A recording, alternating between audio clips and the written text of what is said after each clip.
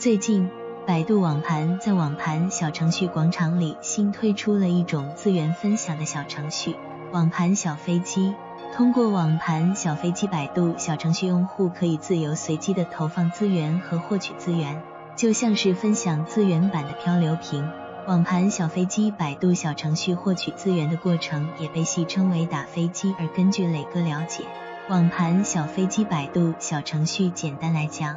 是百度网盘里新上线的一个百度小程序。网盘小飞机百度小程序主要功能就是分享资源，但是与以往的链接分享不同的是，网盘小飞机百度小程序学习了微信漂流瓶的玩法。网盘小飞机百度小程序资源全部由用户自主投放和获取，可以投放音频、视频、文本等内容，但是网盘小飞机百度小程序分享也有限制。网盘小飞机百度小程序不能分享文件夹，只能具体到文件或者压缩包，而网盘小飞机百度小程序获取资源则是随缘，随机打飞机。当然，网盘小飞机百度小程序打飞机也是有风险的。